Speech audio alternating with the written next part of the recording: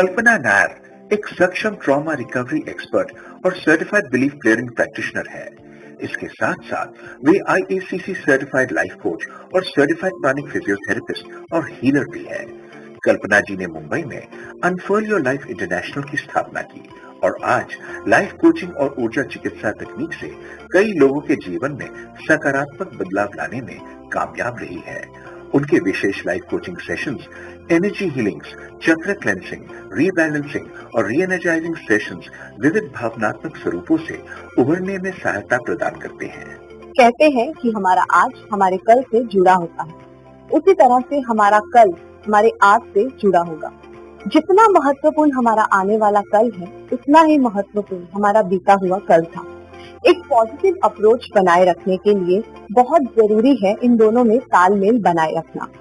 नमस्कार, मैं हूं मनीषा अरोरा और आज हम जीवन काल और रिश्तों के पर्सपेक्टिव से गोइंग पास्ट द पास्ट जैसे इम्पोर्टेंट विषय पर चर्चा करेंगे। हमारी आज की खास मेहमान life coach and pranic healer कल्पना नायर जी के साथ। तो आइए बात करते हैं उनसे। नमस्कार मैम। नमस्कार मैम, आपका बहुत बहुत स्वागत है हमारे शो में। Thank you very much for having me on the show. तो मैम, मेरा पहला क्वेश्चन आपसे ये है कि गोइंग पास्ट द पास्ट, इस विषय को आप कैसे एक्सप्लेन करेंगी? ये बहुत अच्छा क्वेश्चन है और मैं एक एग्जांपल देना चाहूंगी।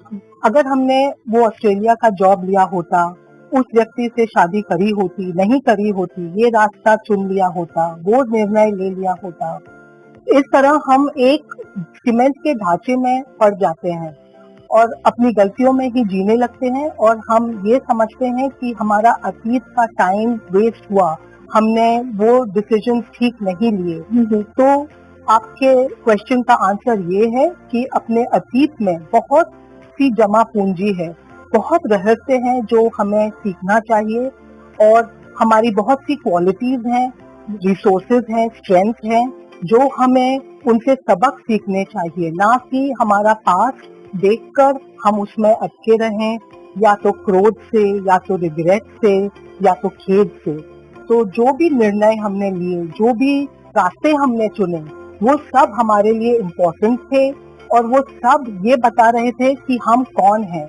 वो eternal question, who am I, what are my resources, my qualities, the real me, इसका आंसर हमें उन क्वेश्चन से, वो पास्ट लम्हों से मिलेगा। जो हम प्रेजेंट में नहीं रहते हैं, तो पास्ट में ही चले जाते हैं। यस, पास्ट में ही अटक जाते हैं और इतने रिजिड हो जाते हैं, हमको लगता है कि हम बस वही हैं, वही हमारी सेल्फ इमेज और आइडेंटिटी बन जाती है, हम उससे हट नहीं पाते।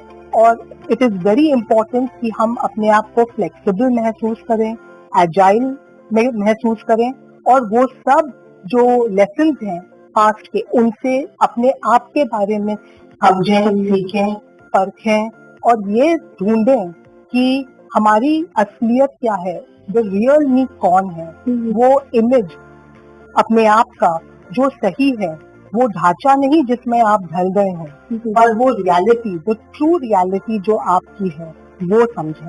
तो मैम, अपने जीवन काल और रिश्तों से जुड़े पास्ट में संजोए रहना एक वरिष्ठ नागरिक के लिए आप कितना जरूरी मानती हैं? हमारे पास्ट में बहुत डेटा है हमारे जीवन के बारे में, और या आप युवा पीढ़ी हो या वरिष्ठ नागरिक, ये बहुत इम्पोर्टेंट है कि हम सोचें कि हमने वो निर्णय, वो रास्ते क्यों चुने।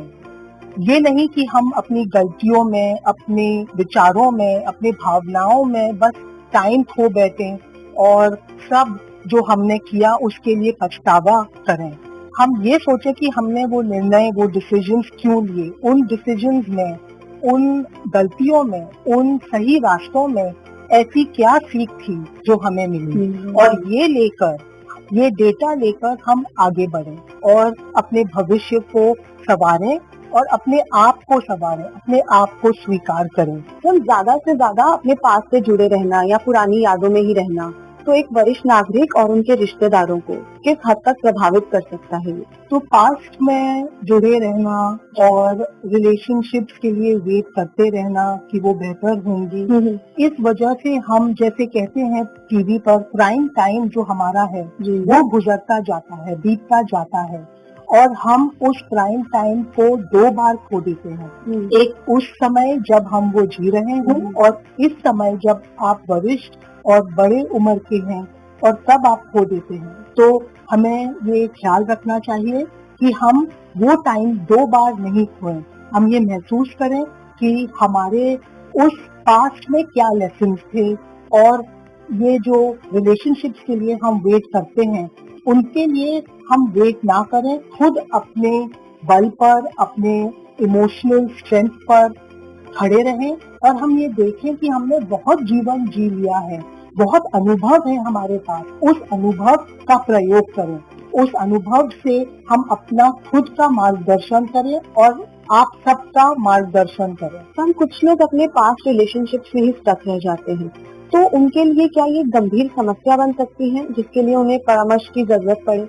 बिल्कुल, जब हम अपने आत्मविश्वास, अपने आत्मसम्मान और अपनी स्पष्टता को खो बैठते हैं रिलेशनशिप्स की वजह से और रिलेशनशिप्स की वजह से इनकी बलि चढ़ जाती है, तब हमें रुकना चाहिए और देखना चाहिए कि यहाँ क्या हो रहा है। कुछ ऐसे रिलेशनशिप्स भी होते हैं जो टॉक्सिक रिलेशनशिप्स होते हैं और उनके रूल बिल्कुल अलग होते हैं। वो हमें डिप्लीट करते हैं, हमारी एनर्जी ले जाते हैं और ये हमारा कर्तव्य है कि हम उन रिलेशनशिप्स को पहचानें और अपनी एनर्जी खुद ही संभालें।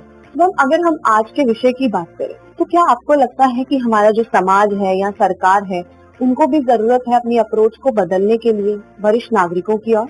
ग्लोबली जो एल्डर सिटीजन की पॉपुलेशन है वो 2050 तक डबल होने वाली है और इंडिया में अगले 10 साल में 41% एल्डर सिटीजन की पॉपुलेशन बढ़ने वाली है। तो जब जनसंख्या बढ़ती है तो ये हमारी ड्यूटी है कि हम अपने सीनियर सिटीजन का ध्यान दें और उनके तरफ उनकी Elder policies, health care policies, infrastructure भी सब बनाए रखें। जब पॉपुलेशन एल्डर सिटीजन की बढ़ती है तो हमारी ड्यूटी है कि हम उनकी मेंटल हेल्थ की तरफ भी देखें, उनकी चुनौतियों की तरफ देखें, उनके चैलेंजेस भी हम संभालें और हम इंडियन सोसाइटी में जो मेंटल हेल्थ के प्रति स्टिग्मा है, mental block toward mental health है, उसे हटाएं। ये हमारा फर्ज है। तो हम ये सब करने से क्या वो अपने पास से भी बाहर आ सकते हैं? पास से जरूर बाहर आ सकते हैं और उनमें शक्ति आती है कि वो भावनाओं के बारे में, इमोशनल स्टेट के बारे में, मेंटल हेल्थ के बारे में ओपनली बात करें। तो यही हमारा फर्ज है कि हम कॉन्वर्सेशंस अराउंड मेंटल हेल्थ को नॉर्मलाइज करें और खासकर हमारे बुजुर्गों के प्रति ये जो स्टिग्मा आता चला आ रहा है वो हटाएं। बिल्कुल मैम, अगर हम वरिष्ठ नागरिकों की बात करें तो उनको अपने रिश्तों में और मधुरता लाने के लिए आप किस तरह की सलाह देना चाहेंगी? तो हमारे सीनियर कम्युनिटी को भी ये जानना चाहिए, क्या हमारे जिंदगी का मकसद यही है कि हम अपनी भावनाओं को, अपने रिश्तों को ठीक करें या इससे उच्च मकसद है? हमारा इनर कॉलिंग क्या है? चाहे आप वरिष्ठ नागरिक हो, आप भी ये समझ सकते हैं कि आपकी इनर कॉलिंग क्या है और अपने में बदलाव लाएं और बस अपने जीवन का मकसद ये नहीं है कि हम अपने चुनौतियों को और अपने प्रॉब्लम्स को सॉल्व करें। हमारा पर्पस ऑफ लाइफ क्या है ये हम समझें और इसके लिए आज सबसे बढ़िया मौका है ये करने के लिए। बिल्कुल मैम, बहुत ये बात बोली है कि पर्पस ऑफ लाइफ जानना बहुत जरूरी है सबके लिए। मैम, अगर कोई सीनियर का कोई भी दोस्त, रिश्तेदार या फिर घर का कोई सदस्य ही हो, वो पास्ट में ही उलझा हुआ है, तो एक सीनियर उनकी किस प्रकार हेल्प कर सकता है उस पास्ट से बाहर आने के लिए? तो सीनियर सिटीजन ने बहुत लाइफ देखी है, उनके अनुभव बहुत हैं, उन्होंने जिंदगी में बहुत उतार चढ़ाव देखे हैं। ये एक एग्जाम्पल है सब फैमिली मेंबर्स के लिए कि वो सीनियर सिटीजन अपने बुजुर्ग मेंबर्स ऑफ द फैमिली से सीखें कि उन्होंने ये चैलेंजेस को किस तरह हैंडल किए हैं और वो एक उदाहरण है हमारे घर में, जीवित उदाहरण है जो ये चुनौतियों से गुजरे हैं और उन्होंने इन पर विक्ट्री पाई है। और अगर हम अपनी भावनाओं में अटके हैं और अपने सोच विचार के ढांचे में, सीमेंट के ढांचे में मोल्ड हो चुके हैं, तो हम उनसे राह लें, उनसे मार्गदर्शन लें और बातें करें, सबको बताएं, ना कि हम अपने बीते हुए जिंदगी को देखें या ये समझें कि अब हम में कुछ स्ट्रेंथ या रिसोर्सेज है नहीं, लेकिन हम ये देखें कि हमारे इर्द गिर्द, हमारे घर में बहुत स्ट्रॉन्ग एग्जाम्पल्स हैं, क्योंकि बुजुर्ग होना बहुत इम्पोर्टेंट माइलस्टोन है।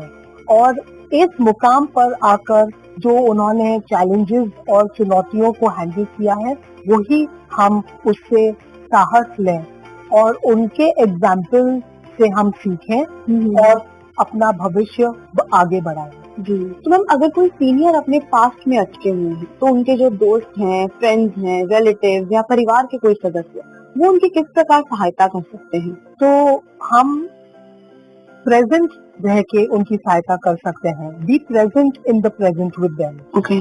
और उनके हॉबीज, उनके इंटरेस्ट में हम इंटरेस्ट दिखाएं। उनके लिए हम टाइम स्पेंड करें। हम केयर गिविंग में और उनकी देखभाल करने में टाइम स्पेंड करते ही हैं, लेकिन हम वो टाइम स्पेंड करें जो उनके जेन्युइन इंटरेस्ट में हो, जो वो करना चाहते हैं वो हम करें।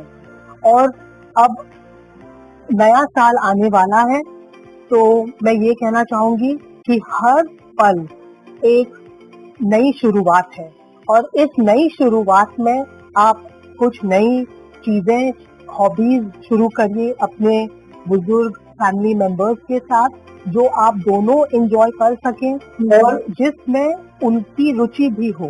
ये नहीं कि आप उनके लिए डिसाइड करें, आप उनके लिए डिसाइड करें कि उन्हें क्या करना चाहिए, बल्कि जो उनकी रुचि है उसमें आप रुचि दिखाइए, टाइम स्पेंड करिए और अपने स्टोरीज उनको सुनाइए और उनकी स्टोरीज सुनिए। आप अपनी हेरिटेज और अपनी लिनिएज के बारे में उनकी स्टोरीज से पता चला सकते हैं और ये स्टोरीज फिर आपको दोबारा सुननी नहीं मिलेंगी, तो आप इनफैक्ट क्रॉनिकल भी करिए ये स्टोरीज, ताकि आपको पता चले कि आप कहाँ से आए हैं, आपका हेरिटेज क्या है। बिल्कुल मैम, उनके साथ टाइम स्पेंड करना बहुत जरूरी है, उनकी बातें सुनना बहुत जरूरी है। बिल्कुल।